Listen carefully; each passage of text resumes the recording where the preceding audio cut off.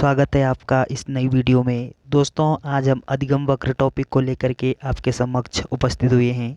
तो फ्रेंड्स, बिना देरी किए हम इस वीडियो को प्रारंभ करते हैं। चलिए दोस्तों,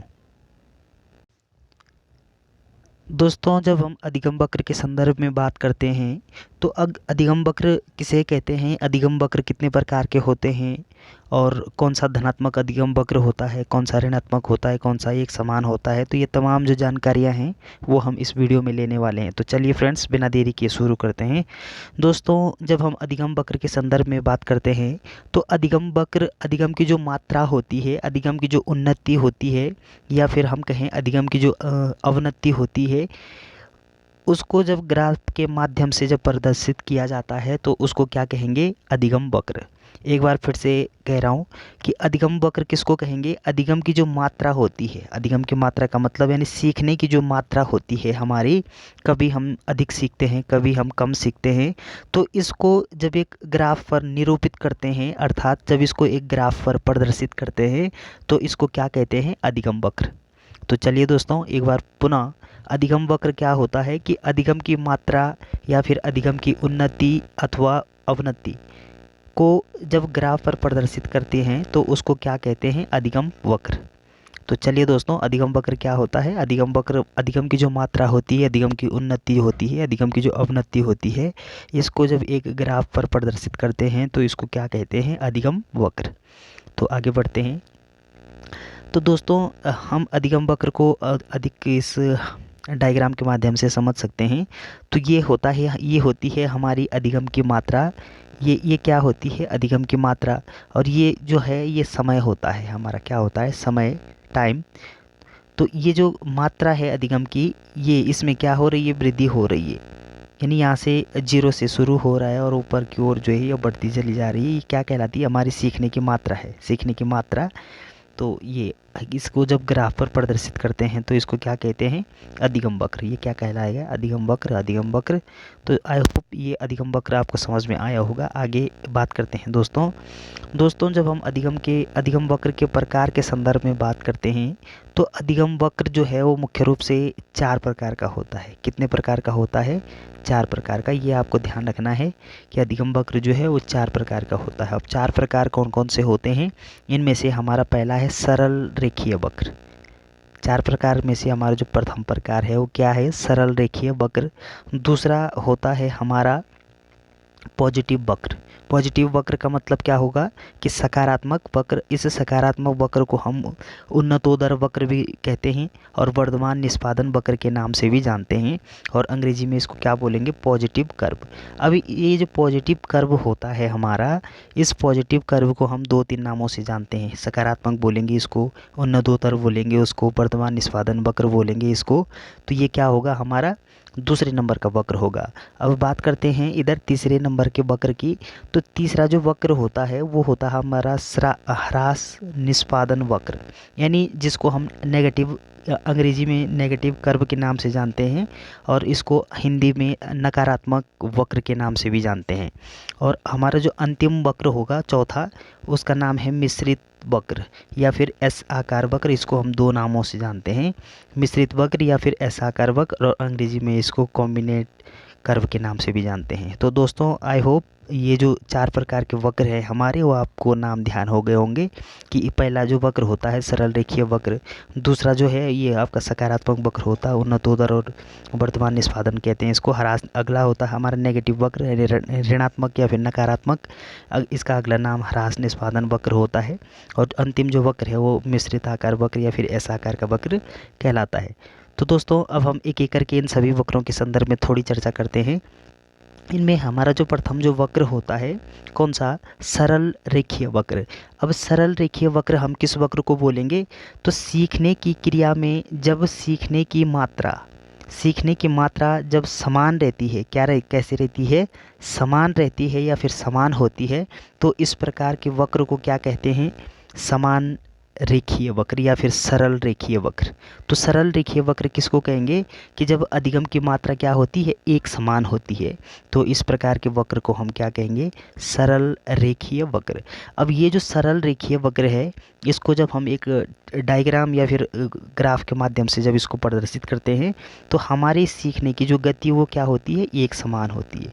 ये ऊपर हमारी क्या है, ये अधिगम की मात्रा है, अधिगम की मात्रा है। अब ये जो अधिगम की मात्रा है और ये हमारा समय है, या फिर आप इसको अभ्यास के नाम से भी जानते हैं। जब हम सीखने के दौरान निरंतर अभ्यास करते रहते हैं तो अभ्यास के दौरान इसको जब हम एक समान गति से सीखते हैं तो ये जो वक्र बन रहा है, ये जो ग्राफ बन रहा है, ये एक समान गति से, इसलिए इसको क्या बोलते हैं, सरल रेखीय गति या फिर सरल रेखीय एक गति हो रही है इसमें, सरल रेखीय गति। और किस प्रकार का वक्र कहलाएगा, तो सरल रेखीय वक्र। तो चलिए अगला जो वक्र होगा हमारा सकारात्मक वक्र। अब ये जो सकारात्मक वक्र होता है, सकारात्मक वक्र की खास पहचान क्या होती है कि इस प्रकार का जो वक्र होता है, इस वक्र में क्या होगा कि इस प्रकार के वक्र में प्रारंभ में सीखने की गति धीमी किंतु बाद में तीव्र हो जाती है। फलस्वरूप वक्र रेखा बहुत तेजी से ऊपर की ओर उठने लगता है। अब ये जो वक्र होता है हमारा सकारात्मक वक्र, इस प्रकार के वक्र में क्या होता है कि ये हमारी सीखने की गति है, ये क्या है, ये अधिगम की मात्रा है और ये इधर हमारा अभ्यास है। तो निरंतर हम वही अभ्यास करते रहेंगे और ये हमारे ऊपर अधिगम की मात्रा को दर्शा रहा है। तो हमारा क्या होगा कि ये जो सकारात्मक में क्या होगा कि पहले प्रारंभ में जब हम शुरू करेंगे तो क्या होती है, धीमी गति धीमी होती है और बाद में जो है ये बढ़ती चली जाती है। तो ये जो रेखा है ये वाली, तो ये क्या क्या दर्शा रही है कि हमारे अधिगम में वृद्धि हो रही है, यानी सकारात्मक हो रहा है, वृद्धि हो रही है। सीखने की जो मात्रा है, सीखने की जो गति है उस पर वृद्धि हो रही है लगातार।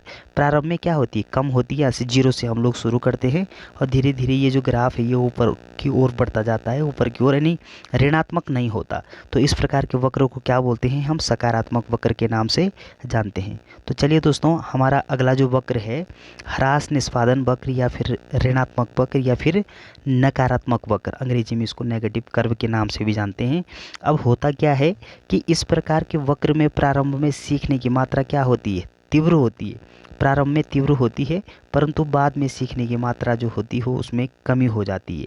अब इस प्रकार के वक्र में क्या होता है कि पहले हमारे सीखने की जो मात्रा होती है वो तीव्र होती है, पहले क्या होगी, तीव्र होगी। यहाँ से हमने शुरू किया पढ़ना सीखना और यहाँ से फिर कुछ इस प्रकार से तीव्र होती चली जा रही थी, लेकिन अब इसके बाद क्या होता है कि डाउन हो जाता है, मंद हो जाती है, हमारी सीखने की जो गति हो जाती है उसमें कमी आना प्रारंभ हो जाती है और धीरे धीरे ये जो कमी है नीचे झुकता जाता है।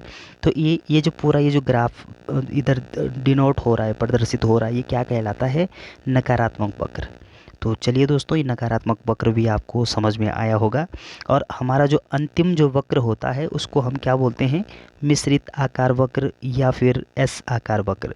अब ये जो एस आकार का वक्र, इस प्रकार के वक्र में क्या होता है, लिखा हुआ है इधर कि इस प्रकार के वक्र में सीखने की गति आरंभ में धीमी, यानी पहले हमारी गति कैसी होती है, धीमी होती है, बाद में तीव्र होती है और अंत में फिर धीमी हो जाती है। इस प्रकार के वक्र को क्या कहते हैं हम, एस आकार वक्र या फिर मिश्रित आकार वक्र।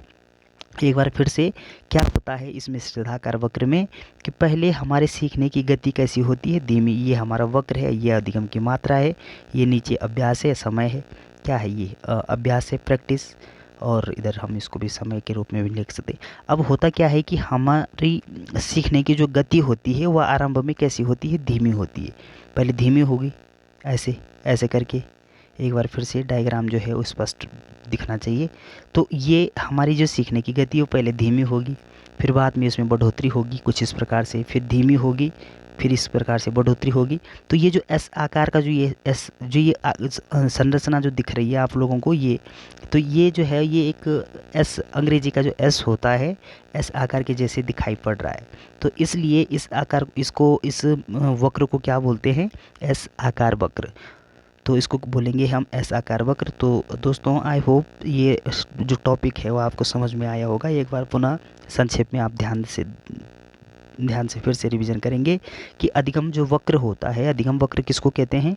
अधिगम की जो मात्रा होती है, अधिगम की मात्रा, वो अधिगम की जो उन्नति अवनति होती है, उसको जब ये ग्राफ के माध्यम से हम प्रदर्शित करते हैं। सपोज ये कोई ग्राफ है और हमारी सीखने की गति ये क्या कहलाती है? मात्रा, यानी अधिगम की मात्रा। अब ये जो अधिगम की मात्रा है और ये हमारा अभ्यास है। क्या है? ये अभ्यास है, ये हमारी अधिगम की मात्रा है। यहाँ से हमने सीखना प्रारंभ किया। अब धीरे धीरे करके अगर हमारे सीखने की गति कम होगी तो ये वक्र तो बन रहा है, इसको कहेंगे क्या? वक्र।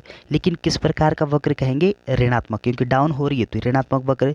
और अगर ये यहाँ से हमने सीखने प्रारंभ किया, ये अगर इसमें अगर लगातार बढ़ोतरी होगी तो ये हमारा सकारात्मक कहलाएगा। नीचे अगर डाउन होगी तो ऋणात्मक, ऊपर अगर बढ़ेगी तो ये सकारात्मक। और जो सरल रेखा में क्या होता है कि एक समान गति से उसमें कभी उतार चढ़ाव नहीं होता है, एक समान गति से हम हमेशा सीख रहे होते हैं। इसको समान रेखीय गति बोलते या फिर सरल रेखीय गति के नाम से जानते हैं।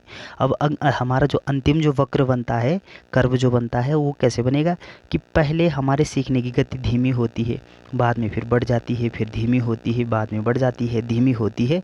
ये एक एस आकार के जैसे ये संरचना जो हमारे समक्ष दिखाई पड़ रही है, ये हमारा एस आकार का वक्र कहलाता है। तो आई होप ये जो एस वक्र वाला जो टॉपिक है आप ये समझ में आया होगा। दोस्तों, अगर आपको वीडियो अच्छी लगती है तो चैनल को सब्सक्राइब करना ना भूलें। Thanks for watching.